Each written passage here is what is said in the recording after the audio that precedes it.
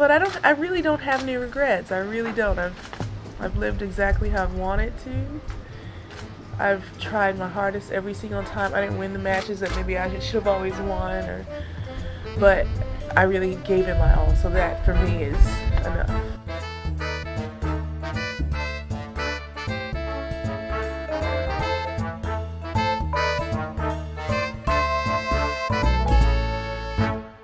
Hi everybody, welcome back to The Body Serve. I'm James. I'm Jonathan.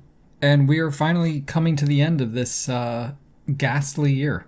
It feels like we are just taxiing on the tarmac endlessly at the end of this season as far as we're concerned regarding podcasting this season.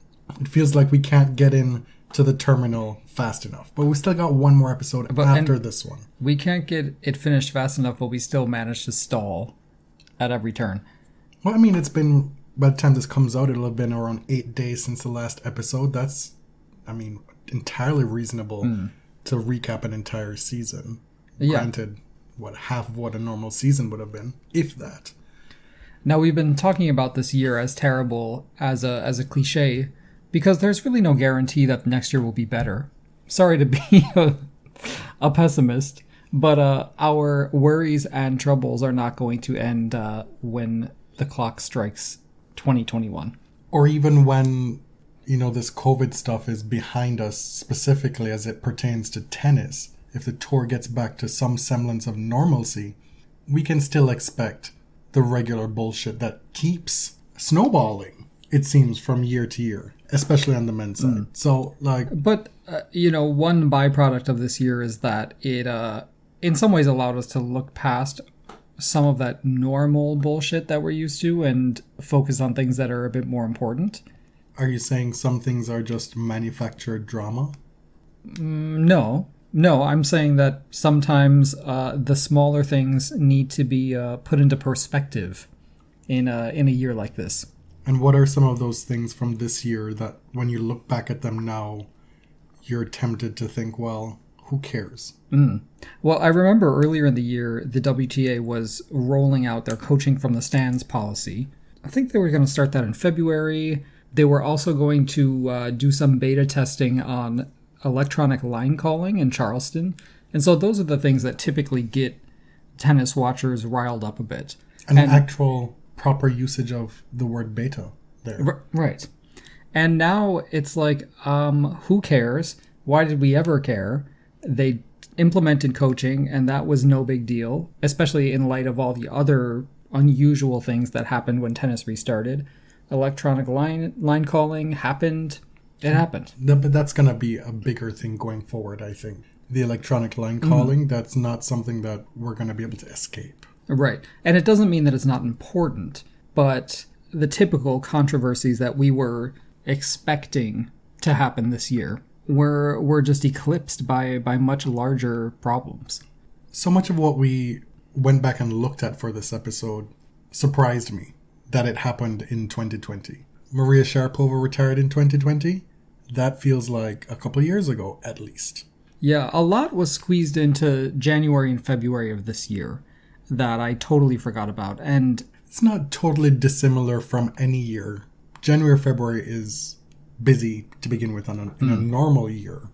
But when you have so many distinct sections to this season, a lot of it not featuring a whole lot of anything, looking back at it now feels pressure-packed. Right. And also, we feel like different people, perhaps pre-COVID and post or mid-COVID. Like so much has happened to each of us as a person that feels like a totally different time. And so it's been well worn this year that time feels non-linear, let's say. That time isn't progressing the way we're used to it because there have been so many major disruptions in our lives. But, like you said, can you believe that Wozniacki was still an active tennis player in January? More so than Sharapova, honestly. Oh, see, that seems way farther away to me. The Australian wildfires, the air quality index. The wildfire stuff, I was for sure certain that was 2019. And it hasn't, it's happened in years prior, but they were particularly bad in 2019. The Australian Open devised yet another sort of quasi-scientific air quality index, devised it a little bit too late. And so those felt like, things that happen every year. With everything that's happened in 2020, especially in terms of how tennis authorities have dealt with unforeseen situations that have affected tennis, you wanted to make a point here about how it feels like a through line, a pattern of behavior from these tennis officials that they reinforce a tennis hierarchy amongst the players. So in January, Tennis Australia they had to be agile. They had to move quickly with how to handle the terrible, dangerous air quality at the beginning of the Australian Open. And what I think is a theme here throughout the year is that they were just a little bit too slow, they were a little bit too inconsistent, and people suffered as a result. So the qualifying tournament, for example, was already going on while all these discussions were being had behind closed doors. They eventually established this air quality index, but it had turned out that qualifiers had been forced to play earlier that week in air quality that was deemed dangerous and at that point unplayable. Right? So if they had come up with this index 3 or 4 days earlier, the qualifying tournament would have looked very different. And players wouldn't have had to retire in qualifying. Right. So some players were disadvantaged because Tennis Australia hadn't gotten their act together quickly enough. And you see this when other crises present themselves, when tournaments are coming back from COVID-19, for example.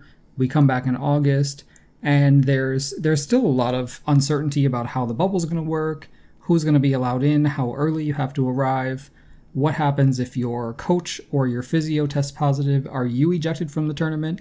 And there was a lot of inconsistency in how that was applied tournament to tournament. The Ugo Dellien example, Verdasco being kicked out of the French Open, and then just a day later, the rules being changed that would have allowed him to stay, and then it was too late because the draw had already been made. And so Verdasco is an example of, a former top player, a pretty privileged player being disadvantaged in such a way. But most frequently, it's qualifiers, it's people who have less money and less power in the sport who are being subjected to this inconsistency. Or not even inconsistency, a lack of tennis being able to respond quickly enough to a crisis. And COVID exposed just how fragile the financial ecosystem of tennis is, right? Because as you just explained, the tennis authorities, of which there are many, they're varied, they don't know how to respond in the moment, which fair, COVID-19, everybody's on the fly with that one. They respond too late. It exposes the inequalities that are built into tennis, that kind of at-will employment, everyone being an independent contractor, no guaranteed income protection. It lays bare just how many moving parts there are at the top of tennis as far as the governing bodies. There are, 7 tennis entities? The ITF, right, the WTA, the ATP, and then the 4 Grand Slams. And so when COVID happens and we're wondering, how are these players going to survive? Who is responsible for them? Who's going to create this safety net for them? Because there doesn't seem to be one. Right. And is anyone responsible to support the players or staff or whoever involved in tennis? And so you saw those conversations happening throughout March, April, May. But although COVID-19 is a unique situation, you can see that the table was already set for it to be a crisis. Right? It could have been any similar crisis, but it just exposed cracks that were already there. To the WTA's credit, they paid out first-round prize money at Indian Wells, a tournament run by Larry Ellison, who would rather donate his millions to Trump events, to Trump fundraisers, to getting his president reelected, rather than being concerned with the sustainability of this tournament that's allegedly the oasis in the desert. And so, when we got to the point where the tennis bodies were putting together a player relief fund, the WTA had already spent about $3 million, according to Steve Simon, paying Indian Wells prize money. So we'll get there eventually, but that's kind of just setting the stage and showing that tennis can be flexible when it needs to be. And this year demanded so much flexibility out of all of us that transcended that typical corporate ideal of agility. You know, it demanded a lot more than that. And this is one instance where, as much as I think we both kind of err on the side of, well, is a merger between the ATP and the WTA a good thing for the WTA? Like, we are much more skeptical now than we were when it happened, when talk of it first happened in March. The tours working together, and as many of those 7 governing bodies working together in a preemptive way, can only be a good thing should these natural disasters happen again. Right. So let's go back to January. How innocent we were then. Serena Williams was winning her 73rd career title in Auckland, her first title since returning from maternity leave. That title ensured that she had won a WTA title in 4 consecutive, well, obviously consecutive, in 4 decades of her career. Imagine if she took like a whole decade off. That was also the event that we saw Ruia Morrison emerge at the trophy presentation. Yes. So a legend of New Zealand tennis who... that was really the first time that I had ever heard of Ruia Morrison, and it prompted us to do a special segment on our show about her. The episode entitled Hidden Figures, we went back and looked at 4 tennis players in history that you may not have heard about. We did little segments on Ruia Morrison, on Ora Washington, on Richard Russell from Jamaica, and... the Armitage family. Yes.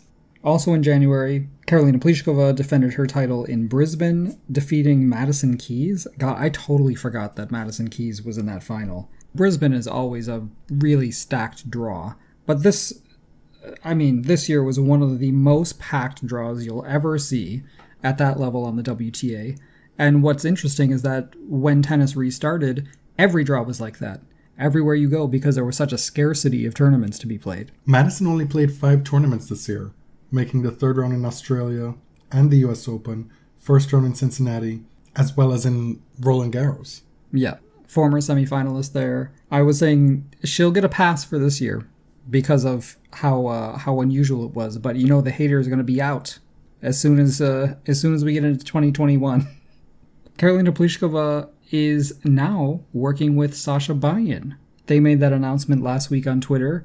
That was a surprise. Mm-hmm. We'll see how long this one lasts. Not shading Karolina, but shading Sasha.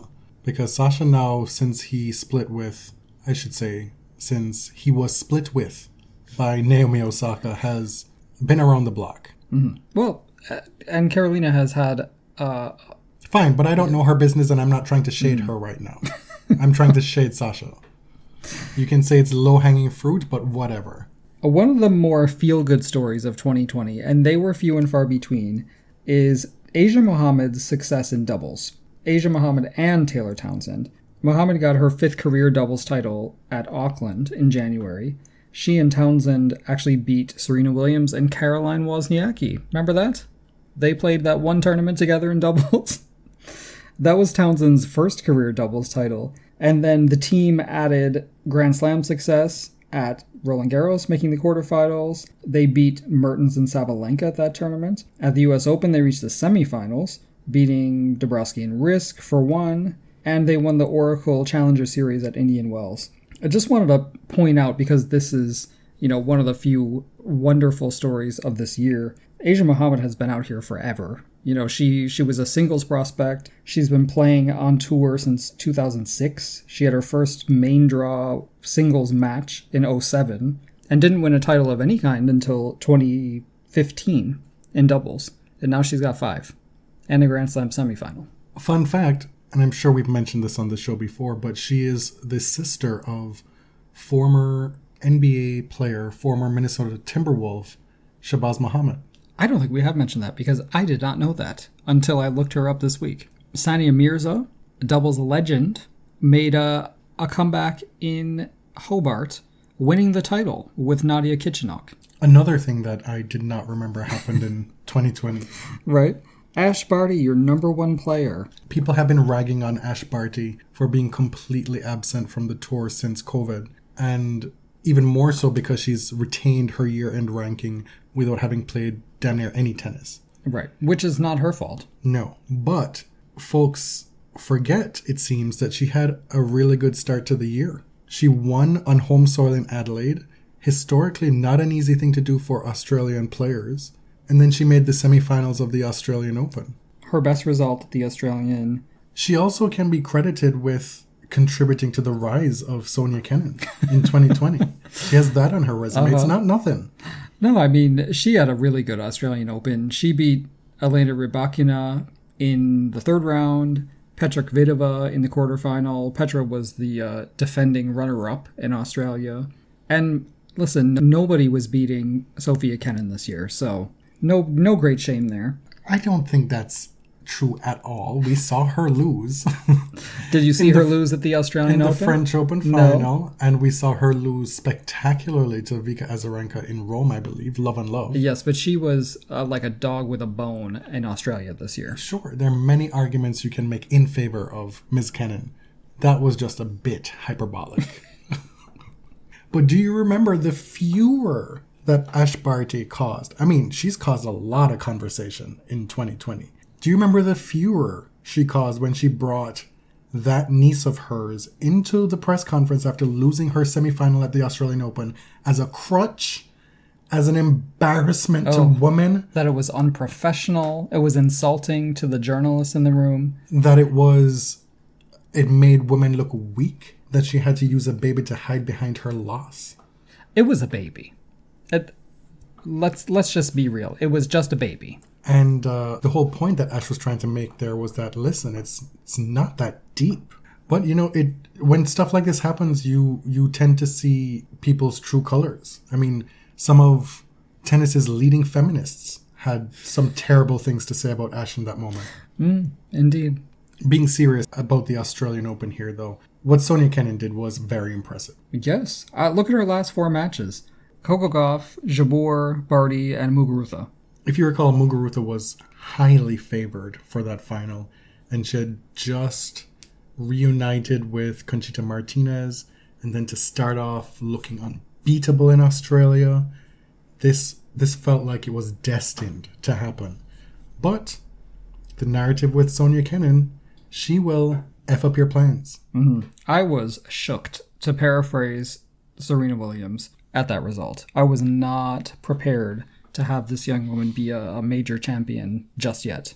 Caroline Wozniacki played her final match at the Australian Open. She pinpointed the Australian Open 2020 as her final tournament. We knew that ahead of time. The site of her lone Grand Slam victory in 2018? Yes. I think so. And she didn't make it very far, but not before taking out Diana Yastremska in a very dramatic match.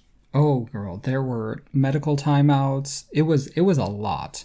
Of course, can you mention that Australian Open without talking about Serena Williams' loss? Which one was this? To Wang Chung? I was ready to... I see what you're doing. No, I actually forgot which loss it was. That was a pretty harrowing one for the Army, wasn't it? Was it not? Who can keep track anymore? They all are. Who did she lose to at the U.S. Open the year before? Oh, that was Bianca, right? Correct, in the final. Mm-hmm. I mean, and then the year before that in Australia was the Pliskova loss from 5-1 up. Like, they're all harrowing. This one in particular saw her wig slip, so it made it a little more difficult. I'm sorry for bringing that up. Apparently, the first 2 months were, after winning that title in Auckland, that was not easy for Serena fans. Because the calendar flips to February, and she shows up to play Fed Cup. And what happens? It was not great, Bob. She won a match. She lost a match. It turned out that was her first Fed Cup singles loss in history. Well, actually, Fed Cup loss of any kind. It came against Sevastova, who at that point hadn't won a match in like 5 years. Outside of the US Open. She had lost a lot of matches. Yes. Serena did beat Ostapenko, recording something like 6 winners in the entire match, but a win is a win. But, things did not feel super great for her in that stretch. Also in February, Naomi Osaka announces that she's got a Netflix documentary coming. And I want to know, where is it, boo? I realize that COVID threw a wrench in those plans, but I haven't really heard any updates on it. The plan was to follow her on tour, culminating with the Tokyo Games, which would have happened this past summer. Obviously it didn't. So I'm assuming that it's still in the works to then culminate next year should the Olympics happen again. If that doesn't happen, which is still a possibility, what do we do then? Right. Obviously, the pandemic shuttered a lot of plans, and it can make things feel anticlimactic, but Naomi has built a very interesting story this year. And not to make light of the important things that she's done and the painful things that she's been forced to talk about publicly. I mean, 2020 saw her grow in a way that I don't think we could have anticipated because we didn't know what was going to happen this year. Mm-hmm. And I wonder what the behind-the-scenes discussions are as far as what could have been an alternate route for this documentary. You could easily have made a documentary following her rise as a voice against anti-Black racism, especially in tennis. I wonder if some of those discussions would have queried whether or not that looked a little bit opportunistic to then shift the direction of the documentary since the Olympics isn't happening. Right. But she's got a lot going on for her. She sure does. February, as always, was scattered. Stuff happening all over the globe. You saw the Rafa Roger exhibition in South Africa. I know that's on the ATP side, but... We were in Mexico when that was happening. We were. We were there for Fed Cup as well. The Mexican tournaments were going on. I think Acapulco was going on when we were in Mexico because Renata Sarasua was a huge hometown hero. Kim Clijsters made her comeback in Dubai, playing Garbiñe Muguruza in the first round there. And, you know the story. Kim, her ball striking is impeccable. It rivals almost anyone on tour. Fitness is a problem. She didn't end up recording any wins in 2020. She didn't play many matches. Right. She played 3 matches. She lost all of them. Well, technically not true. She had a lot of success in World Team Tennis.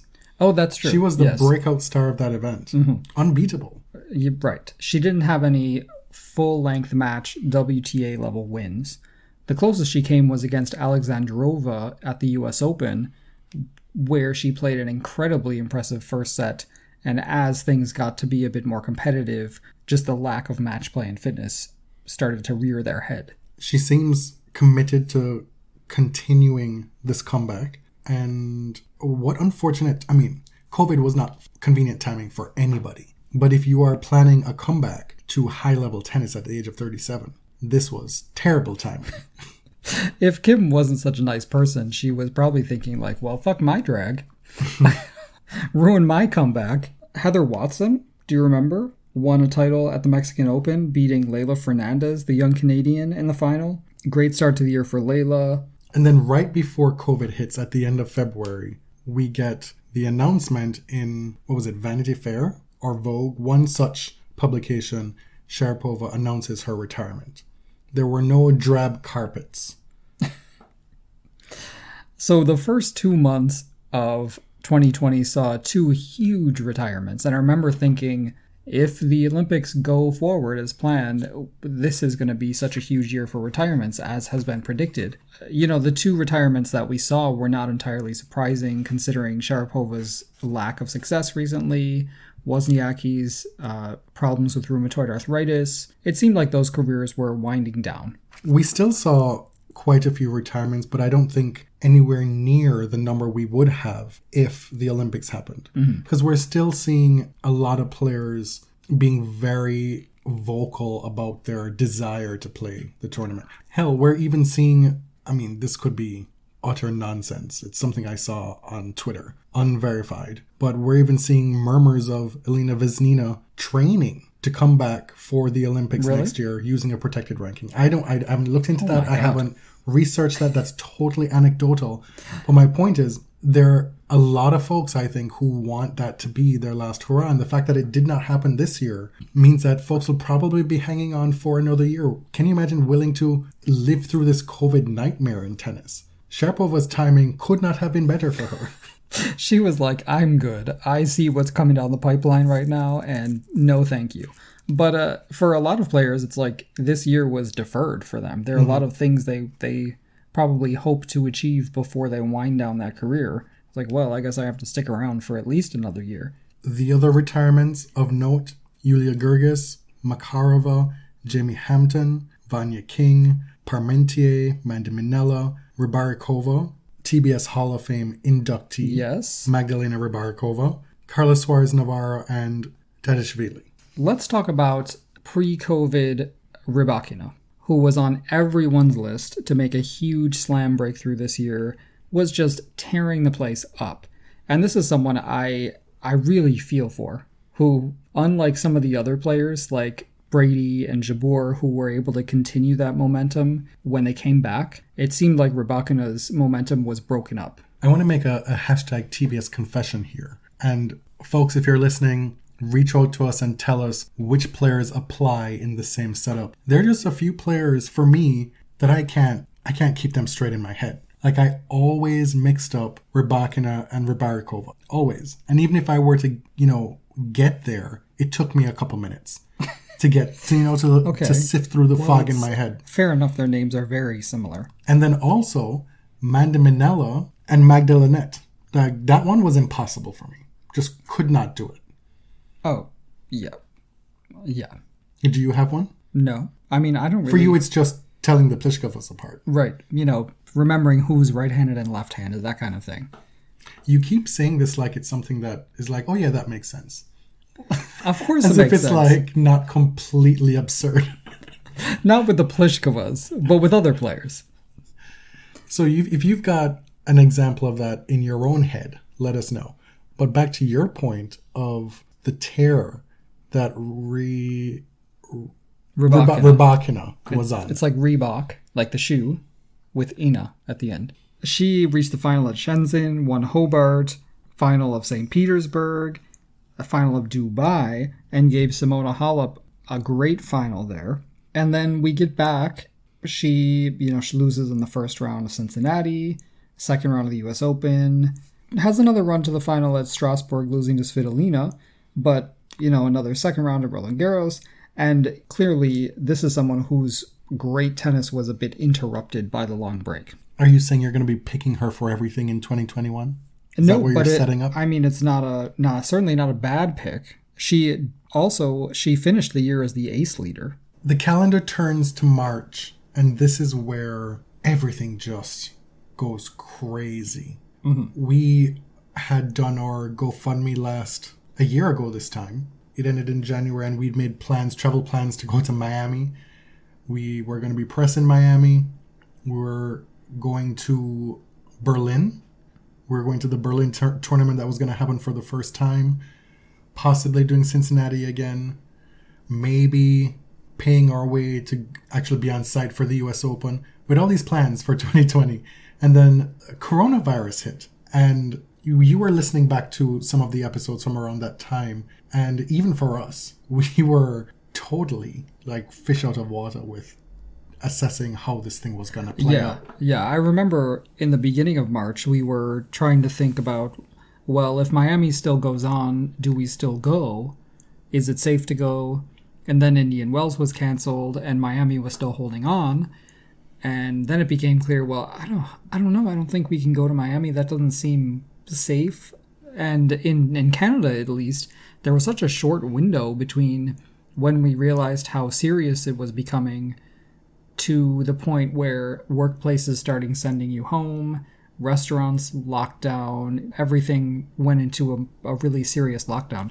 It seemed like a matter of a few days. And I remember at the time feeling like, what is taking my company so long to make a decision on this? And then looking back at the calendar, it was like a matter of 3 days. Mm-hmm. We kept hearing, there are murmurs in Indian Wells. There are murmurs that maybe the tournament won't go on. The players were all there. And then there were, a couple cases diagnosed in that county or the city where in Palm Springs? Where is it? Yeah, it's near Palm Springs.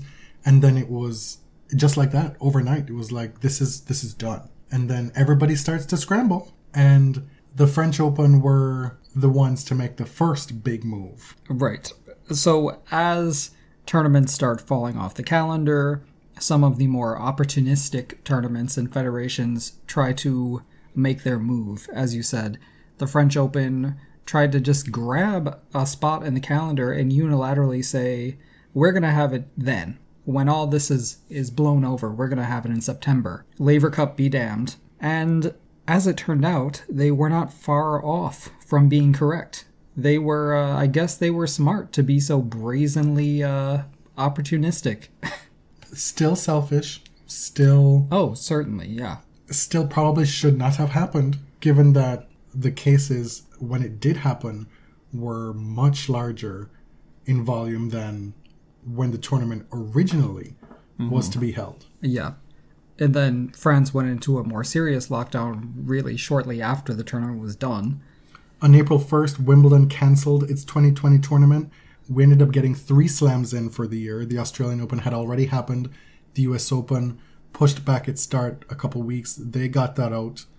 And then the French Open happened a couple weeks after that. But Wimbledon 2020, you'll look on Wikipedia and you'll see on a player's career performance Grand Slam timeline, it'll say NH, not held.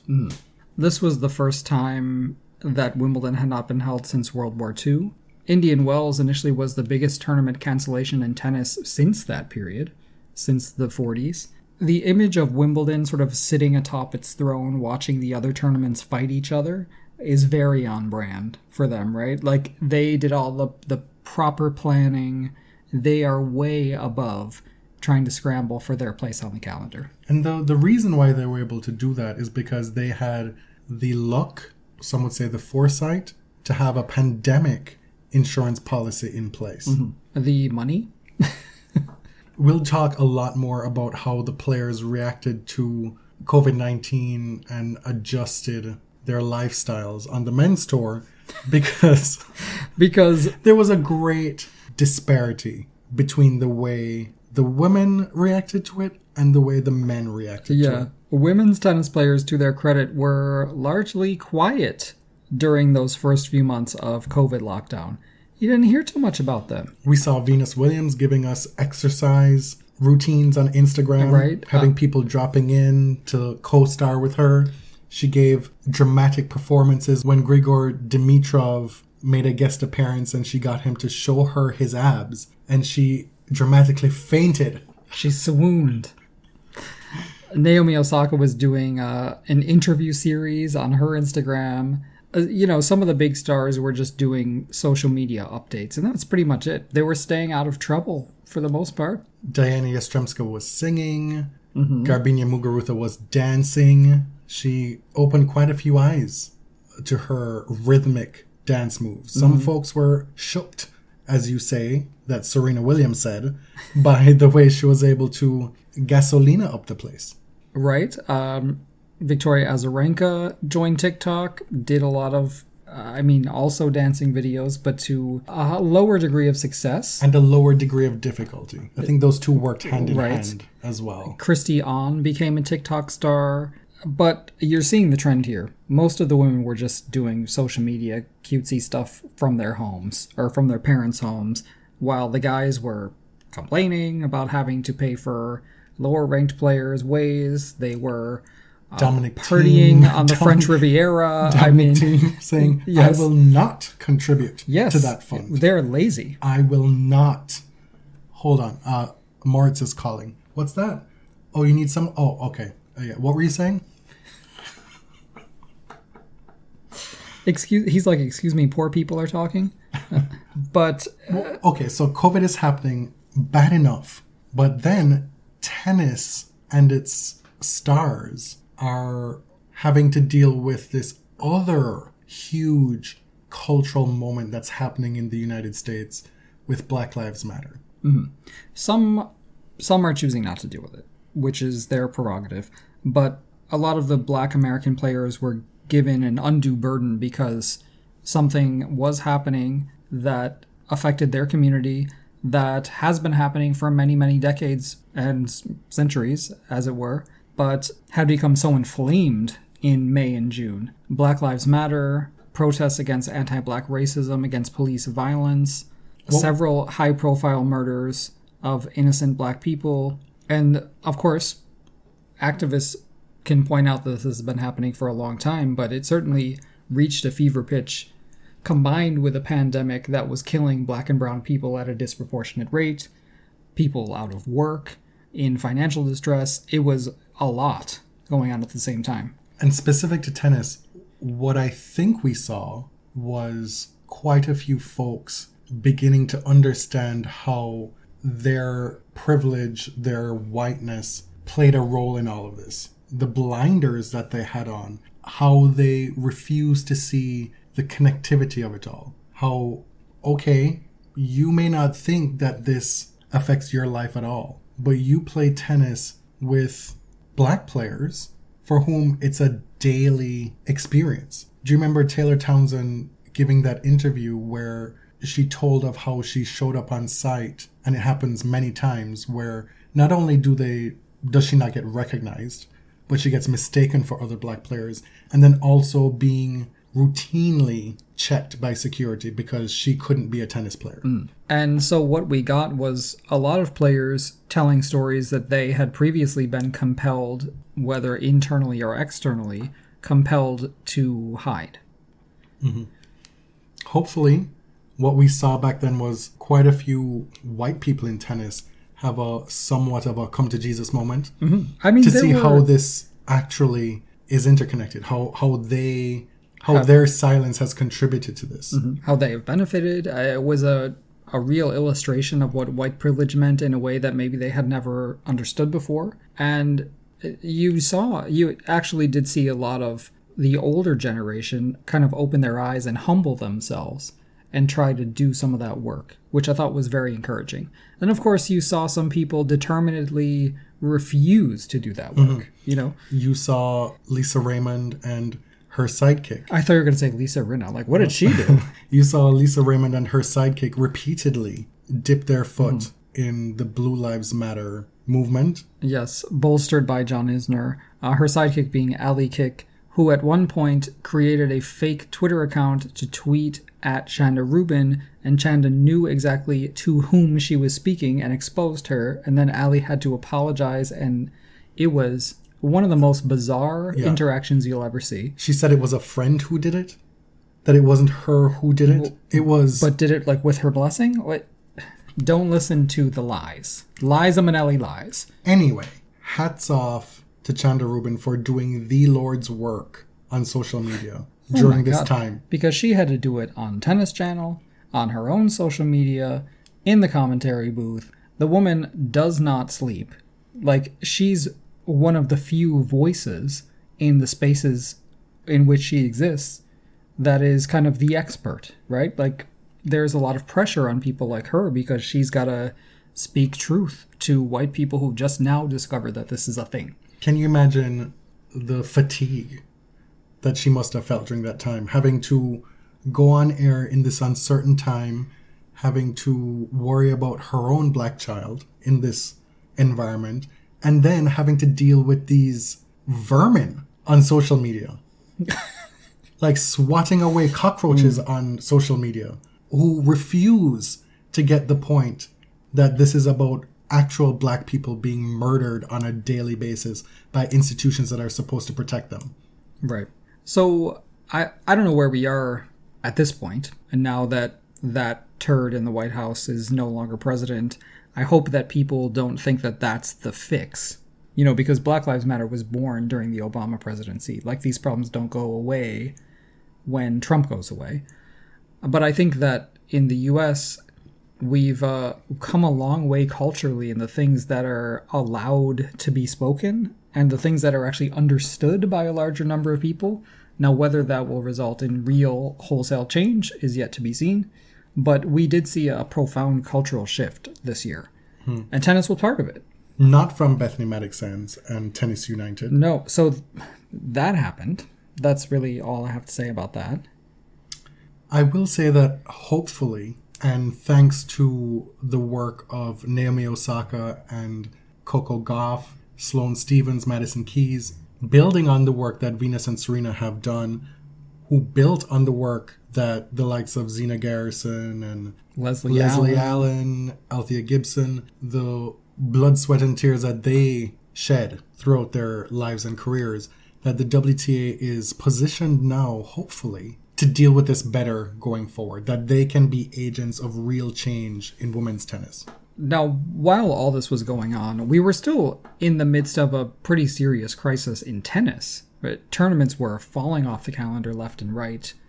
It was at that point still unclear when tennis would officially return and if the return would be safe and successful. And it turns out that it did return successfully. For a while, folks would ask us all the time, whenever we'd have a mailbag segment, do you think tennis is going to happen this year? And we thought no. We thought it was probably like 90% no, it wasn't going to happen. I guess I'm a pessimist because I did say probably not many times. And there would have been a good argument for it not to have happened. In May, I think it was in May, April or May, the tours came together with the 4 Grand Slams, the ITF, and devised the player relief program for players ranked between 100 and 500.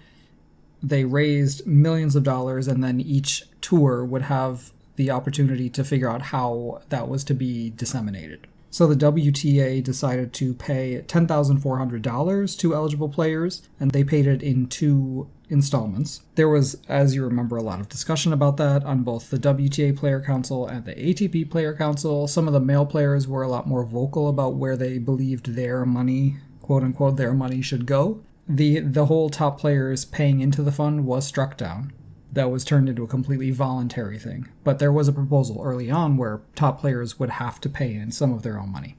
This coming off the back of the talks of merger that happened in March. That kind of took the tennis world by surprise when Roger Federer tweeted out, I don't even know what it was at this point specifically, but it was like, hey, now is the time to work together more than ever. What do you think about a merger? I think yes. And then Rafa quote tweets it and says, great idea, Roger. Something to that effect. It was clearly like a coordinated tweet storm. I think it was in April, actually. But, those few months were a blur.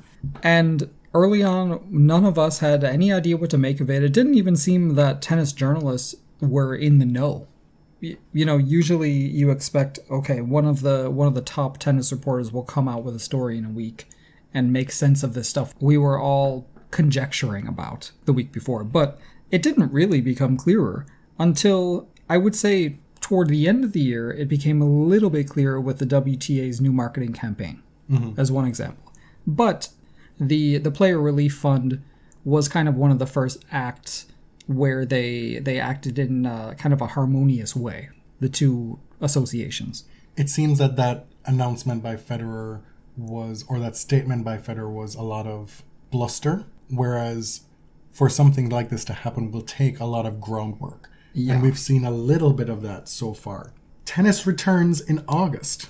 Simona Halep, right off the bat, continues her excellent form after winning Dubai, wins her first tournament back in Prague. In Lexington, Kentucky, they throw together this tournament at a country club there, attracts people like Venus and Serena Williams, Sloane Stephens, Jennifer Brady, all these big stars. A tournament that we had the good fortune to cover virtually. Yes. That was a new experience. That was right. That was the first experience with Zoom press conferences, which were, God, I mean, they ran seamlessly. They were handled as well or better than regular press conferences.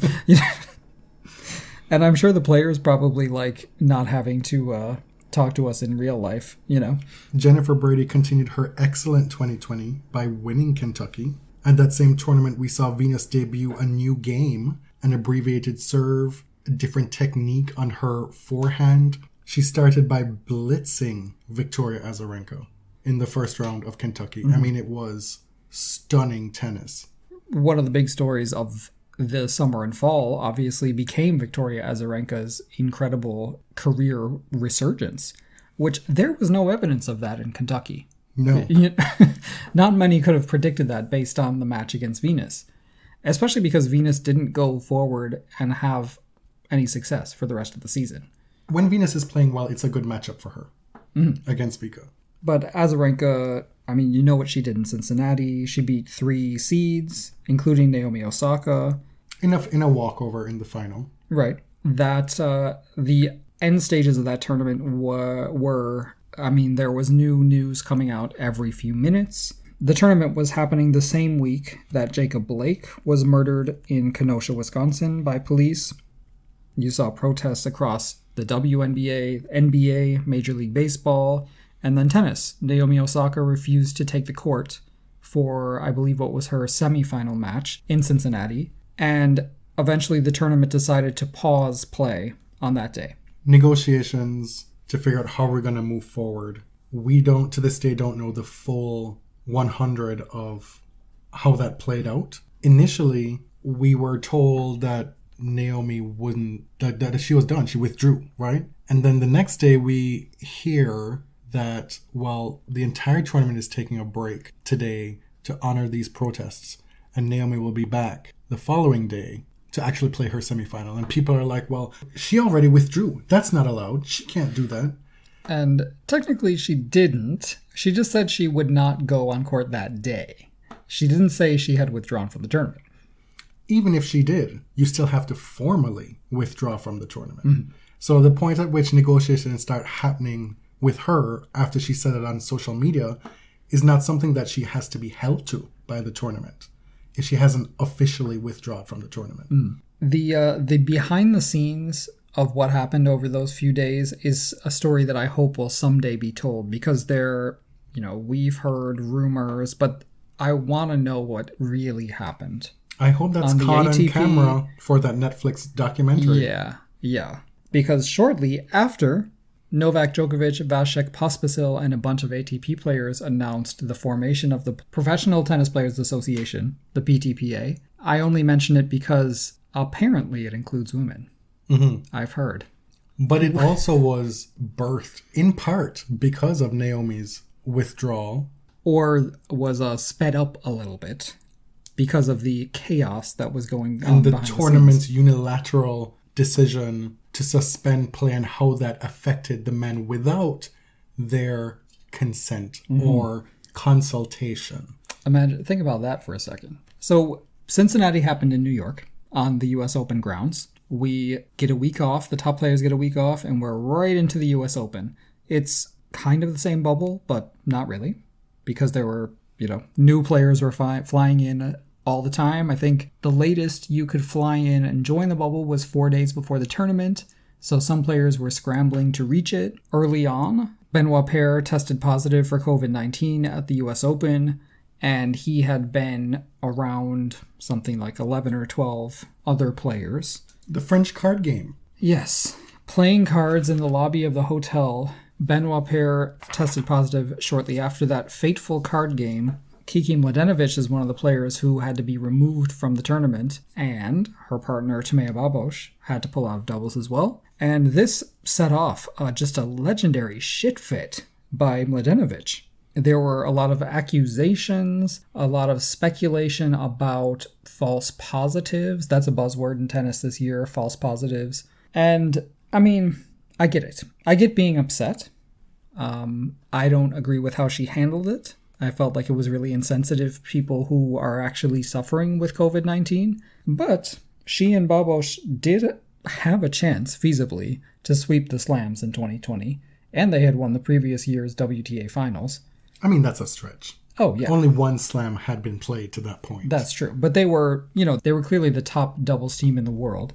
They did go on to win Roland Garros after they were turfed from the US Open. At the US Open, which it seems became the Mom Open, because that was a narrative from day one, with Azarenka back in form, with Serena threatening again to win 24.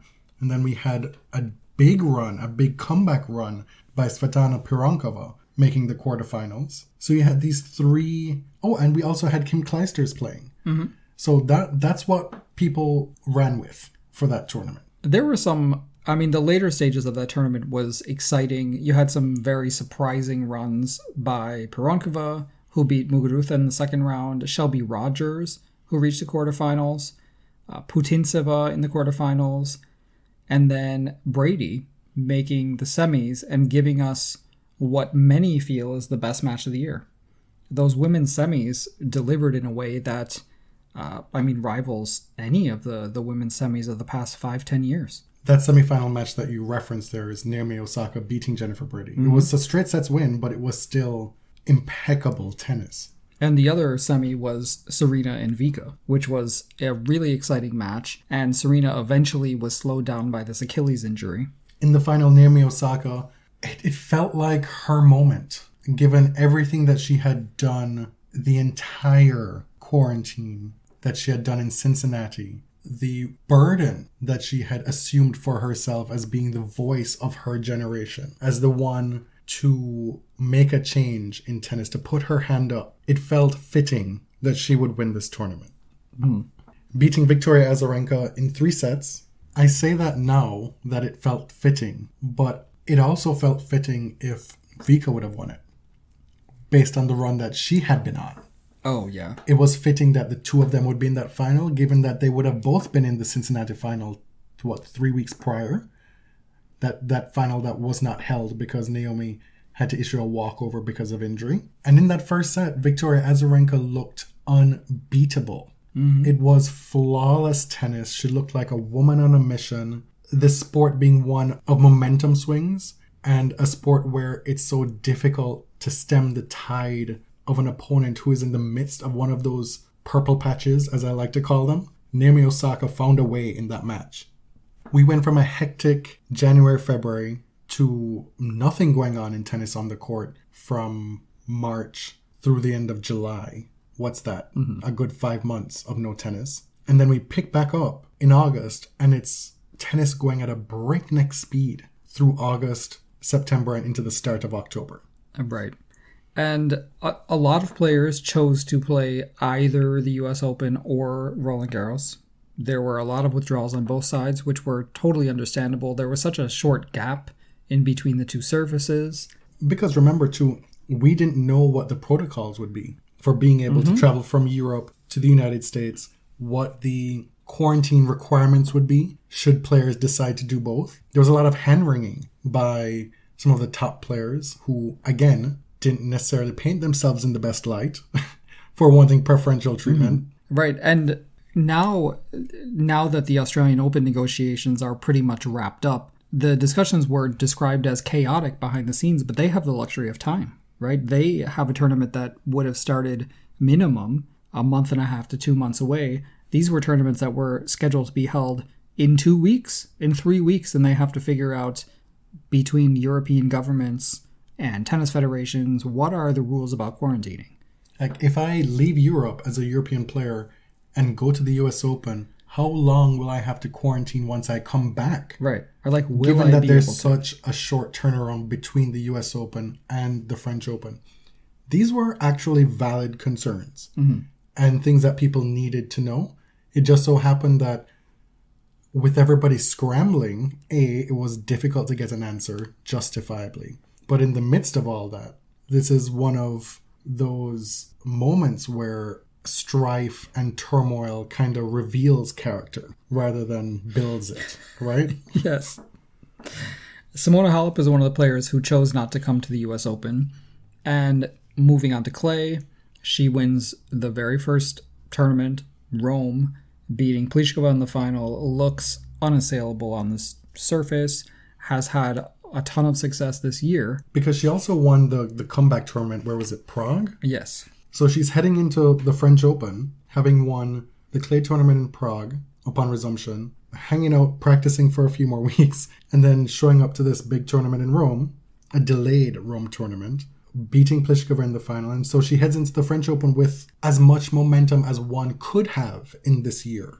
And little did we know she was going to run into that buzzsaw who was Iga Swiatek and lose fairly meekly against her, as Swiatek did to everyone. Svitolina also won a warm-up tournament in Strasbourg. So these two were in fine fettle, is that what you say? Going into Roland Garros? You could say that. But Simona was one of the clearest favorites we've had leading into a Grand Slam in several years on the women's side. The French Open gave us more surprises. We had 2 qualifiers in the quarterfinals between Martina Trevisan and Podoroska. Podoroska actually made the semifinals as well. I was actually just, as we were talking about Kenin winning Australia, she beat Trevisan in the first round there. Someone we had never heard of at the time, but then made this incredible run in the French later in the year. Other unseeded players at that French Open to make the quarterfinals, Danielle Collins, Laura Zigemund, and the eventual champion Iga Swiatek.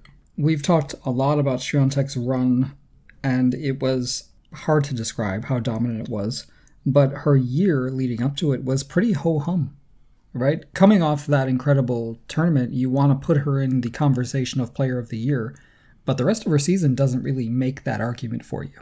It wasn't terrible, but it just wasn't remarkable. The 4th round of Australian Open is a great result.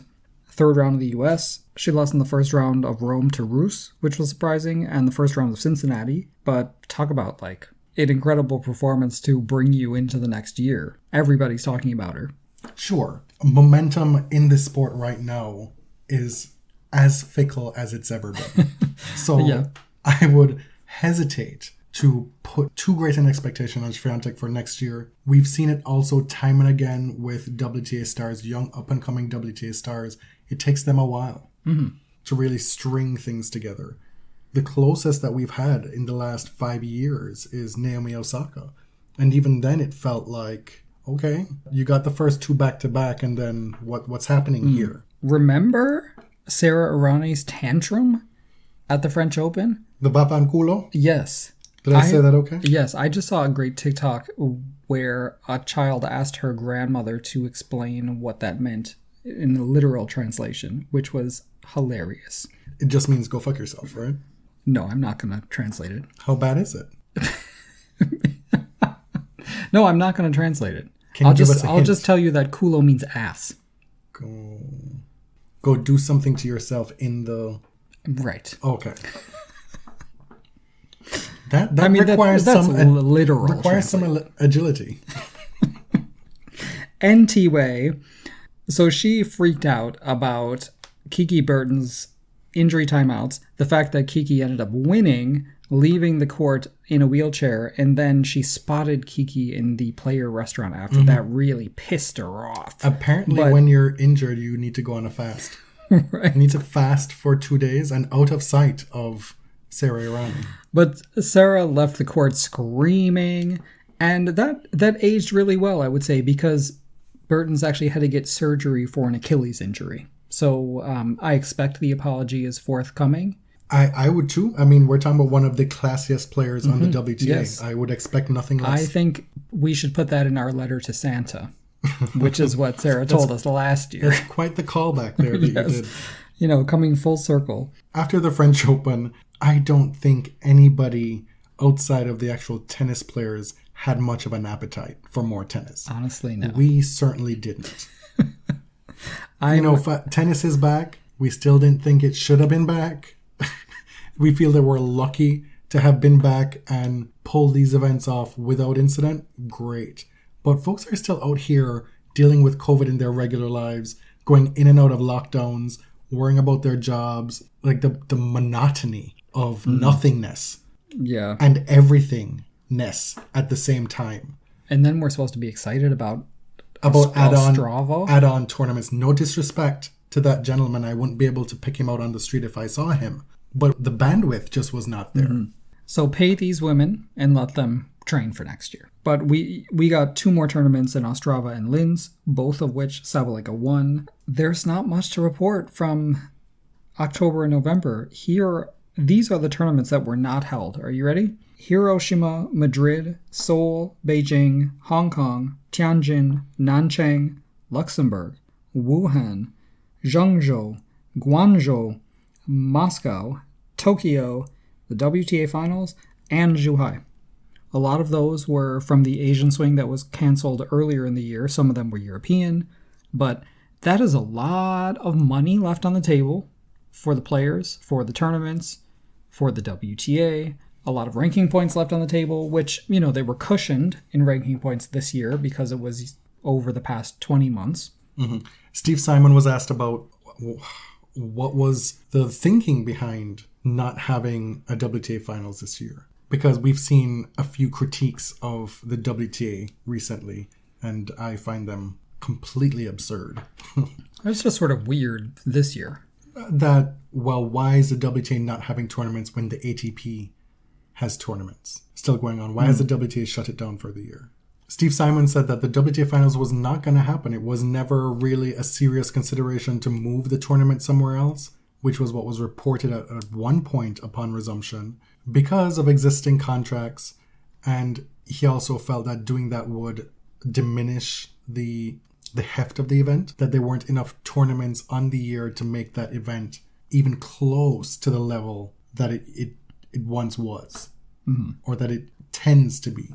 Right, and that it didn't recognize a full season of play. It wouldn't have shown a light on truly who the best players were. And at the ATP finals, we did see some players qualify who probably wouldn't have in a normal year if those were their results, and vice versa. As for why there were no tournaments in Asia, that's a governmental thing. Like the Chinese government was like, listen, that's not, we're not doing that. Shout out to Arina Sabalenka. This might be a regurgitation because this happened very recently. We covered it recently. But winning back-to-back to end the year, taking 3 titles from the season is quite the achievement. This past week, the WTA unveiled one of its biggest marketing pushes of the decade. Its first rebrand in 10 years, new logo, new names for the tournament categories, which is the big thing that everyone was talking about, and a new marketing campaign. I have to say, I do not like this logo one bit. It's beyond belief that a company could have been paid to create this. For me, like graphically speaking and design-wise, for me, it is unimpressive in every way.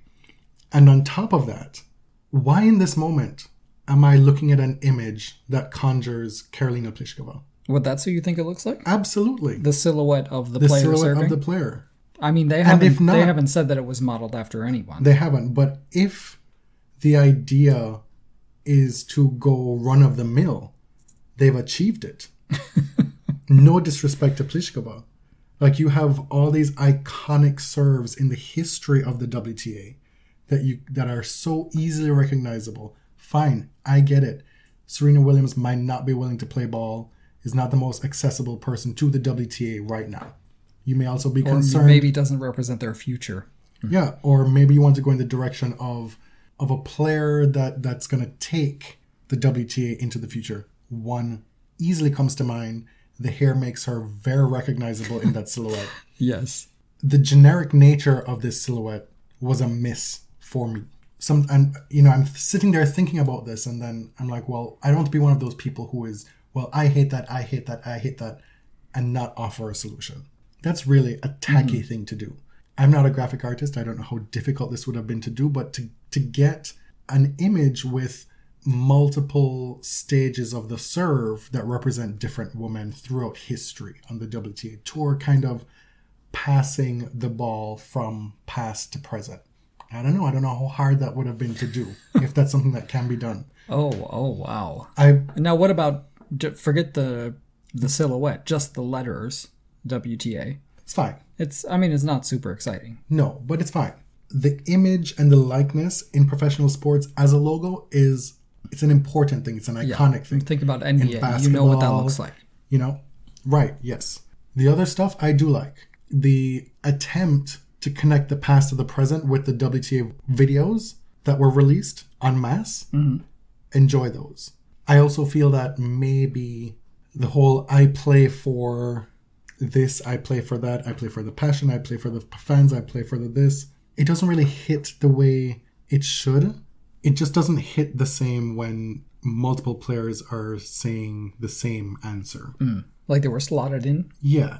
There's a lot of negativity to end the year. It was. No, from you. I know. Oh, okay.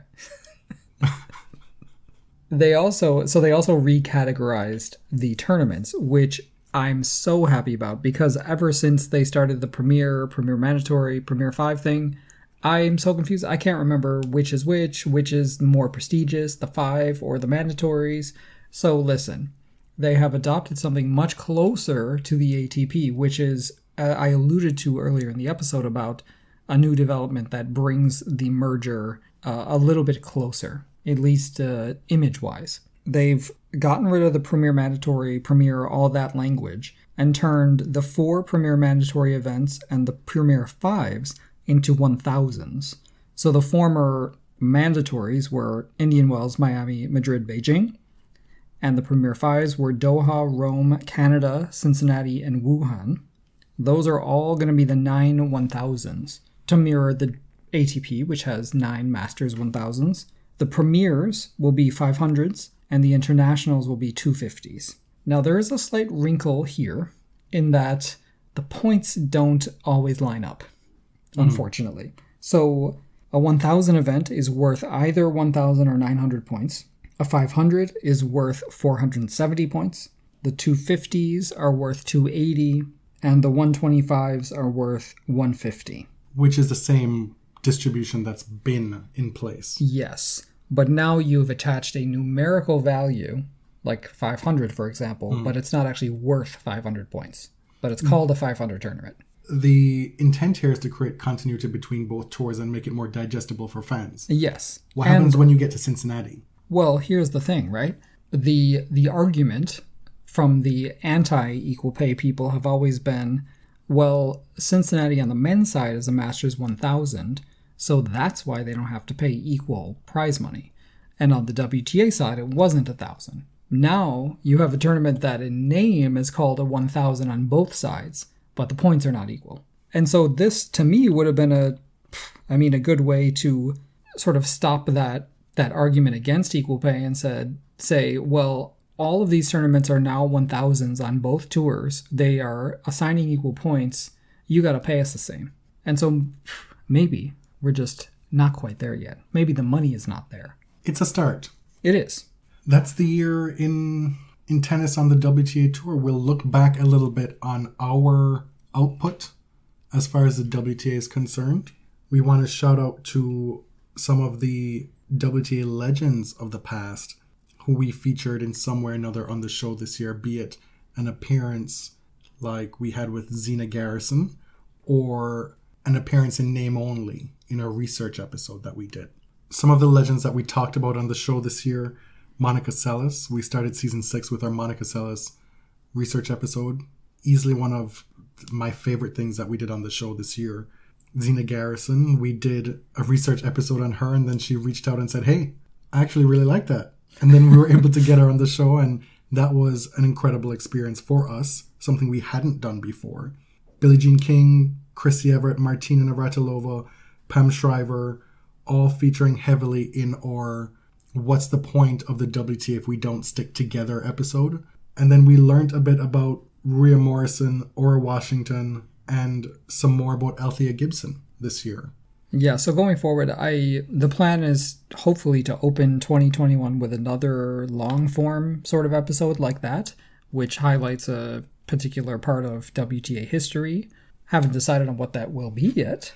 One of them that I had targeted was Alice Marble, and I even bought the book. And then come to find out from doing preliminary research, because I'd only heard like whispers of what her career was like, surface reading type stuff. And like, well, that's interesting. Oh, there's a book. Let me buy it. I'll read it. I go to start this process and find out that a lot of what she says has been called into question. What? As lies, embellishments. Oh, no. A piece that I read that was featured in Racket Mag, I believe by Joel Drucker, just called into question a whole lot of things. The fact that she claimed to be a spy on behalf of the CIA. That's not true. Here's it's a convenient lie, right? Because like, where would you get confirmation of that? Right. Okay. Anyway, so I yes. mean, that someday may become an episode in itself if more comes out about it. But I'd like to say learning is forever, and we've learned so many fascinating things about tennis history this year because we were afforded time to do it. We had to kind of readjust our goals for the show this year. Yes. In order to keep it going through a pandemic where there was no tennis. That we're able to do at the end of the year, 35 episodes, is something I'm very proud of. Because it was not easy, I can tell you. At the end of each season, we always like to look at our predictions at the beginning of the season and kind of keep each other honest. We don't typically make a ton of predictions because it's a fool's errand, but you did force me to kind of throw out a few names of players who we thought or hoped would break out in a big way. This is not on me. This is actually something one of the few things we do every year. We have this segment at the start of everybody the year. does it. Every podcast, every commentator does this, right? It's not like making predictions looking at a slam draw as to who's going to win. That we try and stay away from now. But this stuff we do every year. But this year we did it a little differently, and we chose a player within the top 50 to break out, a player between 51 and 100, and then a over 100 player. I started this agenda.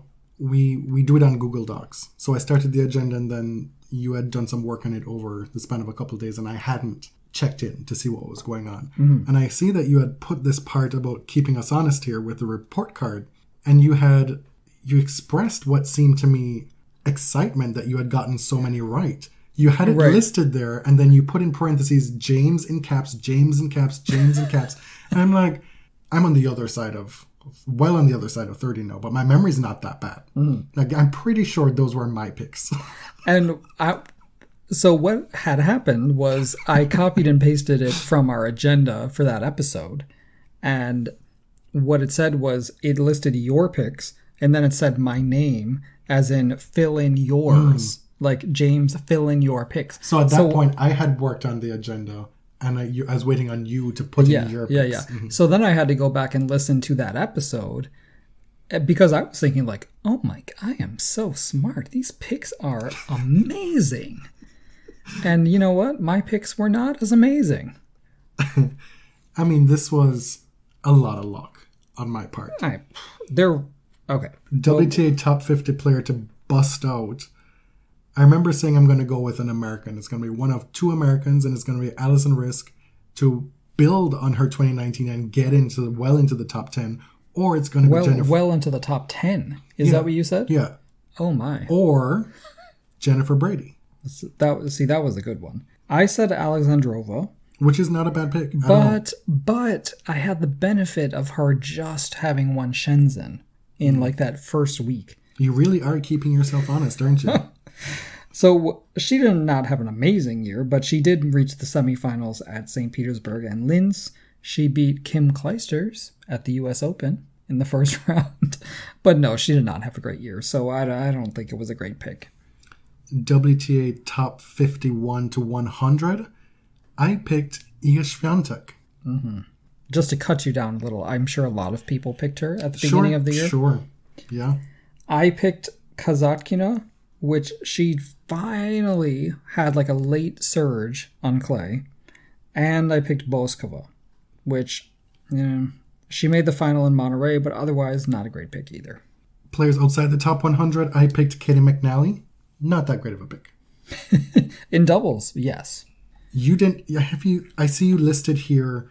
I didn't make a prediction because Jonathan went on a tangent, darling. It was a tangent because as I listened back to that episode, I realized you just went on talking and we talked about another topic and we never circled back to what my pick would be. So I got out of it. I'm sure at the time I didn't even want to do one. So I didn't end up giving one. I read that on the agenda and I went back and listened to it, and I think that you're misrepresenting what happened. It was like a sidebar.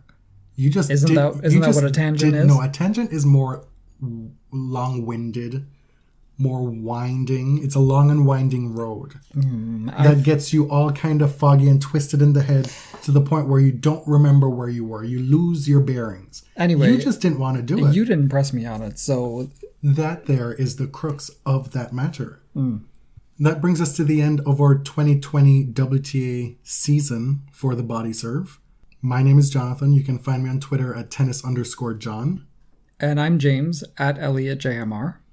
2 L's, 2 T's. We are at the Body Serve on Twitter and Instagram. You can find us on Apple Podcasts, Spotify, Overcast, and your favorite podcast apps. Thanks for listening.